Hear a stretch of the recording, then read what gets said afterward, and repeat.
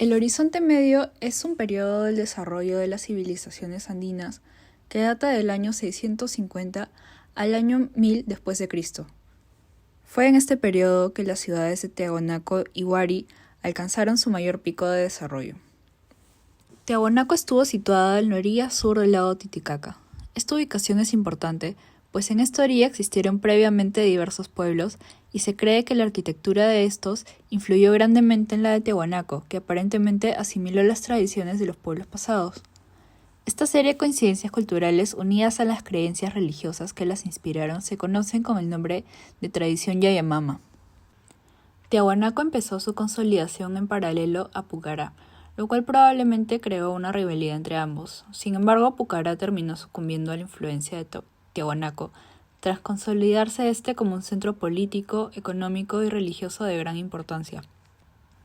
La cerámica de Pucará presenta muchas similitudes a la de Paracas en cuanto a su paleta de colores y a los motivos entallados. No obstante, los alfareros de Pucará decoraban los recipientes previamente al horneado, en lugar de después como se acostumbraba a hacer en la costa sur. La cultura Pucará duró hasta el siglo I después de Cristo. Al igual que Tiahuanaco, Huari se convirtió en un importante centro político y cultural, pasando a ser la siguiente cultura dominante en la región y de gran influencia en la región andina. Huari apropió en su cultura el estilo artístico desarrollado por la cultura huarpa, que consistió en el uso de los colores rojo, blanco y negro. La influencia de las culturas Huari y Tiahuanaco radica en torno a dos centros cívicos y ceremoniales de los cuales obtienen sus nombres. Se especula que entre ambas culturas hubo enfrentamientos militares en más de una ocasión debido a la rivalidad existente entre ellos. Una prueba de esta rivalidad es la fortaleza Huari de Cerro Baúl. Tiahuanaco tendió a crecer hacia la costa sur del Perú, el sur de Bolivia y el norte de Chile y Argentina. Tanto Huari como Tiahuanaco tuvieron una gran influencia en la cerámica de la región.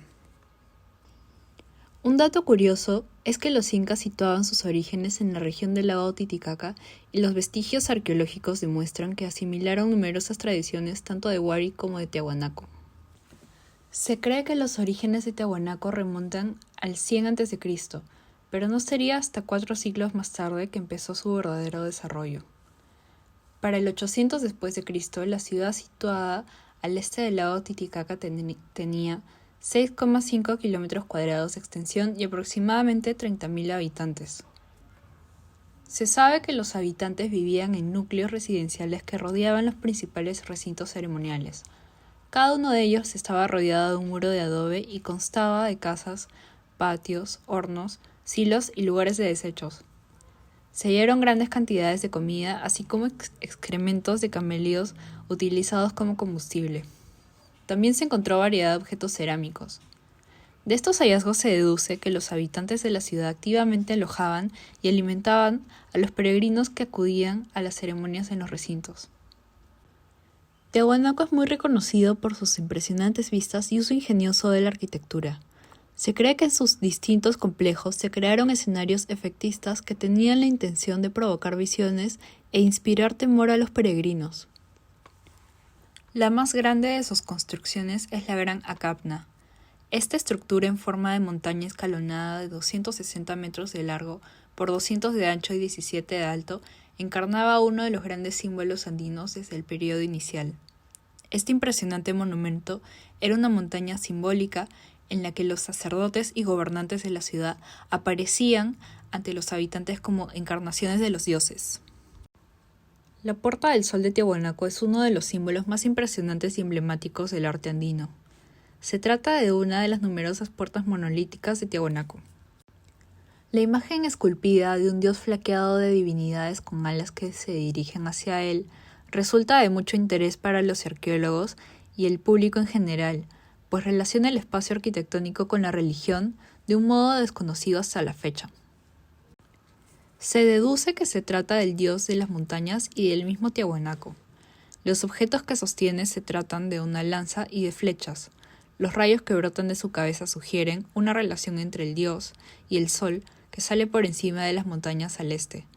Por ello se presume que la lanza y las flechas simbolicen a los rayos solares. Por su postura desenvuelta, se cree que se trata de un dios aliado o incluso amigo Además podemos ver a los asistentes alados en actitud sumisa. El recinto de Tiahuanaco contaba con numerosos monolitos de piedra con forma humana.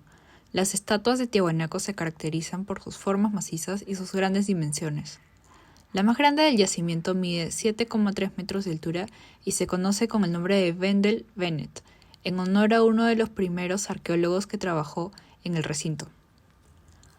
Otra estatua admirada del recinto es el monolito de Ponce, llamada así en honor al arqueólogo boliviano Carlos Ponce. Estas y las demás estatuas están esculpidas sosteniendo un quero en una mano y un objeto extraño en la otra. Un quero es un tipo de cerámica que designa un vaso de forma cónica utilizado para beber chicha, la cual continúa siendo la bebida alcohólica típica de la región andina del Perú. Acá podemos ver un quero de Tiahuanaco. La figura con cabeza de felino podría ser una forma de representar a los seres alados que sirven al dios de la Puerta del Sol. Se considera que el hecho de que los monumentos más importantes de Tiahuanaco estén sosteniendo un vaso de chicha es un símbolo de hospitalidad, pues beber constituía un acto de carácter social. Uno de los grandes cambios ocurridos durante el desarrollo de Tiahuanaco fue la ruptura que ocurrió con respecto a los cultos mistéricos en favor de un tipo de culto más humanizado. Los pequeños objetos artísticos encontrados, entre ellos los queros, indican que se produjo un abandono de los cultos esotéricos en beneficio de ceremonias más festivas y accesibles al grueso de la población. Las imágenes de dioses en posturas desenvueltas y amigables, con ofrendas en las manos, confirman el cambio de Tiahuanaco a un nuevo tipo de recinto ceremonial más abierto y acogedor. Si bien las divinidades y soberanos de la ciudad seguían siendo muy poderosos y respetados, ahora tenían una imagen mucho más amigable y próxima. La configuración de los recintos de Tiahuanaco daba lugar a una experiencia religiosa que daba espacio al culto, al entretenimiento y a la fraternización. El Imperio Wari fue el primer imperio andino capaz de permanecer durante un considerable periodo de tiempo, casi similar al Imperio Incaico, y obtener dominio de gran parte de lo que hoy conocemos como el Perú. Experimentó una rápida expansión a inicios del Horizonte Medio, hacia 650 y 1000 después de Cristo. Se encuentra ubicado desde la costa sur, en Cerro Baúl, al sur del altiplano en Pachacamac, en la costa central, y en Huiracocha-Pampa, al norte del altiplano, como las principales enclaves de esta cultura. Cabe resaltar las áreas limítrofes, que influyeron en la cultura de esta civilización, como la plaza fuerte de Cerro Baúl, en el valle de Moquegua, son habitadas por personas procedentes del Imperio Tiahuanaco. En cuanto al manejo de la administración imperial, podemos encontrar el sistema de inundación basado en nudos, así como la construcción de calzadas para facilitar el desplazamiento de las tropas y el control de la población. La producción de maíz cobraba vital importancia debido al uso de elaboración de chicha. Se ha comprobado gracias a enclaves waris y objetos hallados sugieren que el Estado financió grandes festivales y ceremonias en que esta bebida desempeñaba un muy importante papel. Sobre la arquitectura en el caso de las culturas de Tiahuanaco y Wari, se diferenciaban en que esta última fue resultado de un proceso de crecimiento desordenado. Se conservan secciones de túmulos rodeados de grandes muros de 10 metros de altura. Estos solían ser la residencia de un noble o de un aristócrata. El corazón de la ciudad abarca una superficie de 2,5 kilómetros y en otros de 10 kilómetros. Esta cultura se caracteriza por sus grandes centros arqueológicos divididos en sectores, cuales han sido objeto de excavaciones. En la lectura se brinda un ejemplo del porqué el crecimiento desordenado de la ciudad, comparándola con Roma, atribuyendo causalidad a su antigüedad y al carácter sagrado del centro original de la población. Pueblos dispuestos en torno a un recinto sagrado, que cuando se empezó a regular el diseño urbanístico, las poblaciones y ciudad habían crecido considerablemente. Entre las construcciones más características se destacan los edificios en forma de D, con contorno circular a partir de un muro de plano de entrada. Este tipo de arquitectura está basada en largos y estrechos vestíbulos con hornacinas. Estas estructuras contaban con 2 niveles o más, y podían albergar en su interior a un gran número de personas. Ejemplo de esto se encuentra en Huiracocha-Pampa.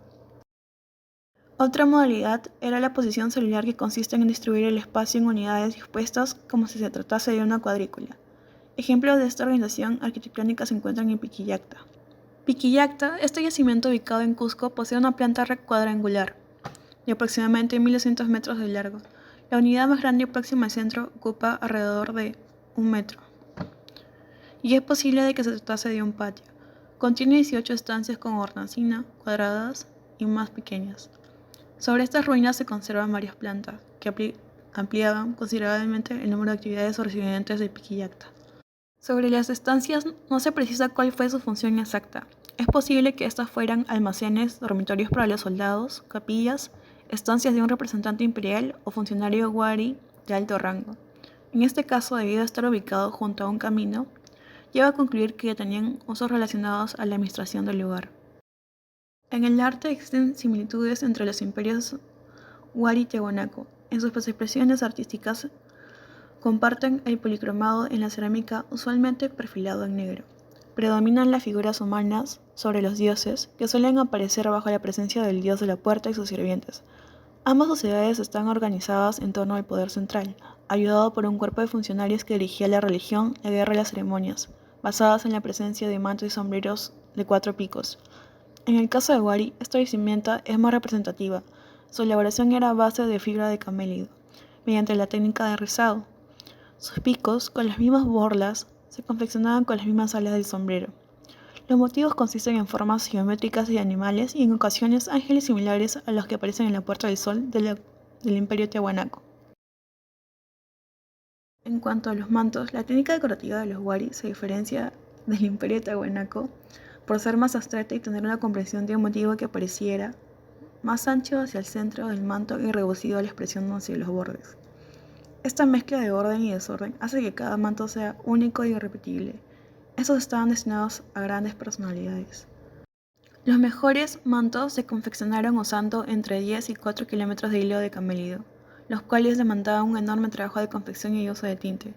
Es posible que la clase gobernante de Wari no fueran tanto un conjunto de burócratas y aristócratas, sino líderes de comunidades que compiten entre sí por los mantos más espectaculares.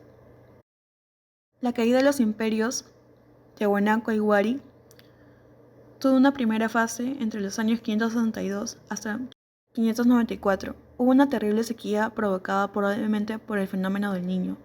La expansión imperialista de estas culturas fue tan solo de carácter militar, por lo que la diferencia en zonas altoandinas que con nuevas técnicas agrícolas habían permitido hacerle frente a la sequía y prosperidad no ocurrió en todo el territorio de Wari. Entre los años 800 y 1000, los nuevos sistemas de irrigación se abandonaron y los campos se secaron a causa de la climatología de la época. La decadencia de ambos imperios Tiahuanaco y Wari ocasionó que toda la región central de los Andes se fragmentase de nuevo. Pese a esto, la densidad de la población se mantuvo bastante elevada para conservar las estructuras políticas se adaptasen a los nuevos tiempos con facilidad. A continuación daremos a conocer algunas obras artísticas y espacios arquitectónicos modernos en los que las culturas Tiahuanaco y Wari sirvieron como gran fuente de influencia e inspiración. Un ejemplo de la representación de la cultura tiahuanaco en la modernidad es el trabajo del artista Cecilio Guzmán de Rojas, quien fue un conocido pintor indigenista boliviano del siglo XX. La característica principal de su pintura es el realce del elemento indígena en sus cuadros, lo cual puede verse a detalle en sus obras El triunfo de la naturaleza de 1928 y El beso del ídolo de 1929.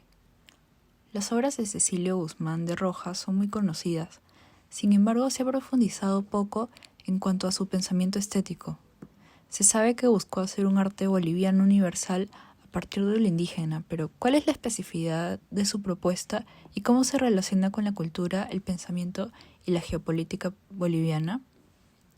Según el paradigma artístico moderno, era indispensable hacer una propuesta original y pareciera que en ello Tiahuanaco jugó un papel determinante en la obra del pintor. En su obra El beso del ídolo podemos ver la representación de monolitos de piedra con forma humana como parte de la escena, así como la presencia de 2 queros característicos de la cultura tiahuanaco. Asimismo, en El triunfo de la naturaleza también podemos encontrar un monolito de piedra.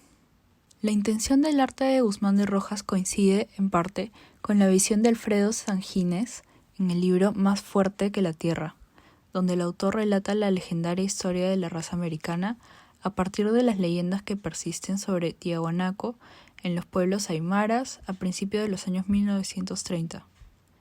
San Ginés afirma que con este tipo de libros se espera inspirar a los niños bolivianos a tener una actitud generosa y comprensiva respecto a los indígenas, meta que resulta difícil si se los juzga a partir de la situación de postergación en la que estos vivían. En ese contexto, la alusión a lo prehispánico y a Tiahuanaco en particular adquiere un matiz distinto. Está asociado con un nacionalismo patriota. Sobre la influencia del arte de las culturas huari y tiahuanaco en el arte peruano, voy a hablar sobre el artista Manuel Piqueras Catoli, quien fue un arquitecto, escultor y urbanista español, reconocido posteriormente como peruano, debido a que sus más grandes trabajos fueron considerados para el Perú. Este artista fue promotor del movimiento neoperuano, que surge entre los años 1910 al 1956, en búsqueda de raíces peruanas y un estilo propio. Se desarrolla como un estilo fusión con elementos de la arquitectura prehispánica y la arquitectura barroca. Entonces, así se afirma lo autóctono, donde las formas indígenas se unían con el trabajo arquitectónico actual de la época. Dentro de su trayectoria artística, podemos resaltar las siguientes obras según orden cronológico. En 1920 proyecta la nueva fachada de la Escuela Nacional de Bellas Artes, que se concluye en 1924. En 1929 presenta el Pabellón del Perú en Sevilla. Los pabellones peruanos en estas exposiciones revelan la forma literal de las manifestaciones simbólicas que nutren la envasada amalgama de este estilo.